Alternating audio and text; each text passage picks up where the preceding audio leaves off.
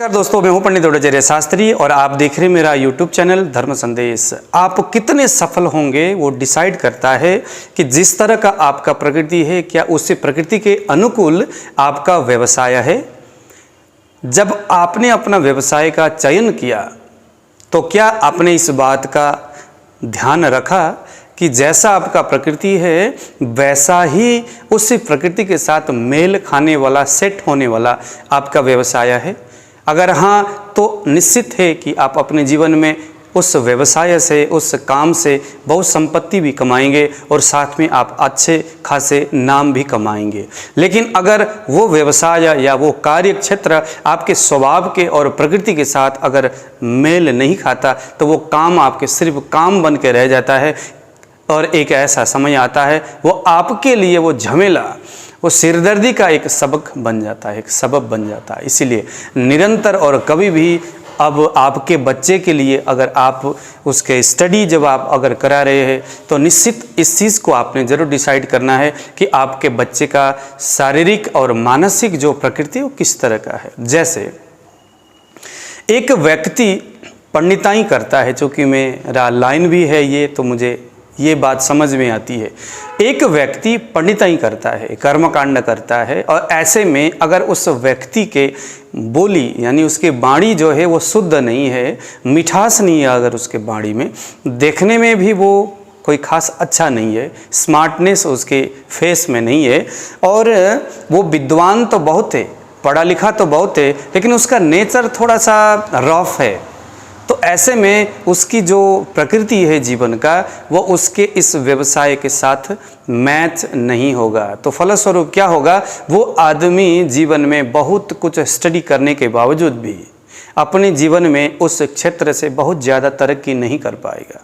क्योंकि इन दोनों का जो प्रकृति है वो मेल होनी चाहिए। ऐसे ही एक वैद्य अगर निष्ठुर है, निष्ठुर का मतलब है किसी व्यक्ति के दुख और दर्द और कष्ट को देख कर के उसका मन पिघलता नहीं है, पसीजता नहीं है। वो व्यक्ति अगर किसी रोगी के कष्ट को देख कर के उसको कष्ट नहीं आता, एक गरीब को देख कर के उसके मन में ये कभी ये ख्याल नहीं आता कि चलो ये गरीब है, इससे हम थोड़े कम पैसे लेंगे, कोई बात नहीं, फिर कोई दूसरे आएंगे तो वहाँ से मैं उसको मैनेज कर लूँगा, लेकिन फ़िलहाल ये गरीब बचना चाहिए। अगर ये भाव नहीं होता वो कुछ भी कर सकता है, लेकिन वो कभी भी सफल वैद्य नहीं बन सकता, बेशक वो कितना ही पढ़ा लिखा क्यों ना हो। तो कुल मिलाकर के आपकी शरीर और मन की जो प्रकृति आपके कार्य और व्यवसाय के साथ मेल खा रहा है कि नहीं, इसे आपने ज़रूर देखना है। यह चीज़ हम उस व्यक्ति के भाग्य को पढ़ने वाला, जिसे हम कहते हैं जन्म कुंडली,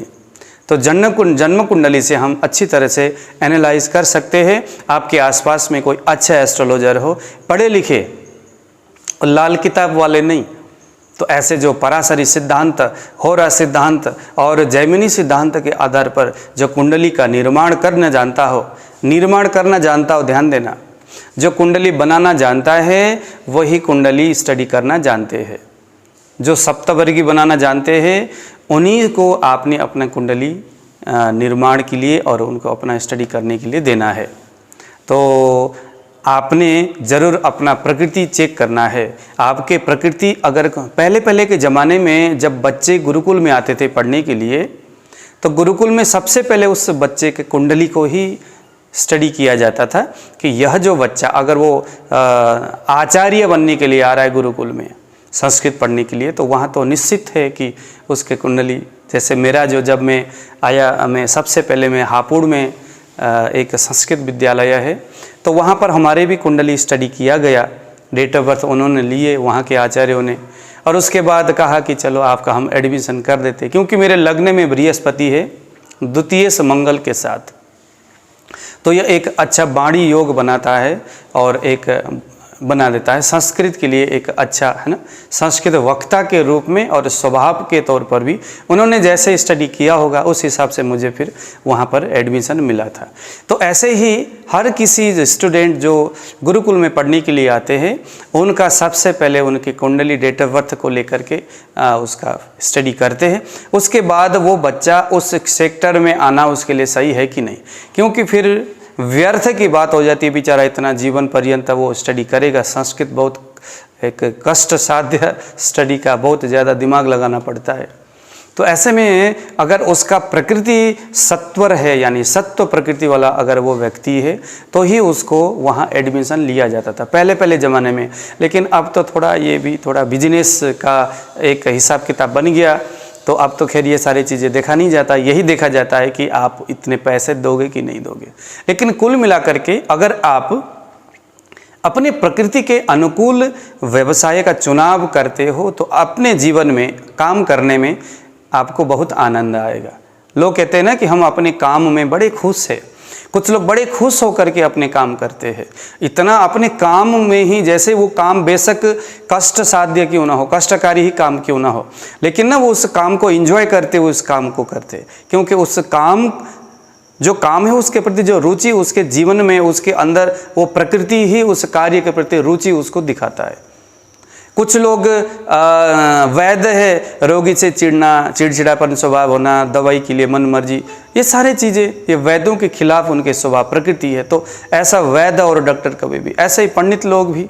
गुटखा खा रहा है, पान सिगरेट तंबाकू का सेवन करते हैं, गलत भाषण गंदे गंदे शब्दों का अभिवाचन वो करते हैं। तो ऐसे में और उनका कोई भी न उठने का बैठने का गायत्री का साधना वो नहीं करते, वो खुद से स्वाध्याय नहीं करते कभी भी, बस वो दिखावे के फिर वहाँ पर फिर वो दिखावा फिर आ जाता है लोगों को दिखाने के लिए, फिर बहुत सारी चीज़ें, फिर वो आडंबर सा बन जाता है, क्योंकि मन में से तो वो है नहीं। वो तो ऐसा कब होता है, ऐसा तब होता है कि वो जब प्रकृति उसका उसके कार्य क्षेत्र के साथ जब मैच नहीं होता, मिलन नहीं होता, तो ये दुनिया भर की बातें। लोग कहते हैं ना कि बहुत बड़ा पाखंडी है, वो पाखंड उस व्यक्ति के अंदर इसीलिए है क्योंकि उसका सत्वर गुण नहीं था, उसका वैसा गुण है ही नहीं, उसकी प्रकृति वैसा बिल्कुल भी नहीं है जैसा कि उस लाइन में होना चाहिए था। एक ब्राह्मण के अंदर जो गुण है, एक वैद्य के अंदर जो स्वाभाविक गुण होना चाहिए, वो अगर वैद्य में नहीं होगा तो फिर वो जो कुछ भी करेगा पढ़ने के बाद, वो जो कुछ भी होगा वो पाखंड ही कहलाया जाएगा। पाखंड यानी कि उसके अंदर वैसी प्रकृति तो नहीं है जो उस कार्य के लिए होना चाहिए, लेकिन फिर भी उसने स्टडी उसको किया बिन जाने बिन समझे, माँ बाप के कहने से या बचपन में किसी के दिखावे में आकर के, झांसे में आकर के, तो जीवन भर फिर वो जो कुछ भी करेगा वो सिर्फ पाखंड ही रह के रह जाएगा। तो दोस्तों अपने बच्चों का कुंडली स्टडी जरूर आप करिए, ताकि उसकी जो प्रकृति के अनुकूल उसको स्टडी आगे दिया जाए, ताकि वो अपने जीवन में उसकी जो व्यवसाय है उसको आनंद के साथ अपने व्यवसाय को वो संपादन कर सके, और साथ में ऐसे ही व्यक्ति अपने जीवन में पैसे और नाम कमा सकते हैं। तो दोस्तों दीजिए विदा आज के लिए। जय श्री राम।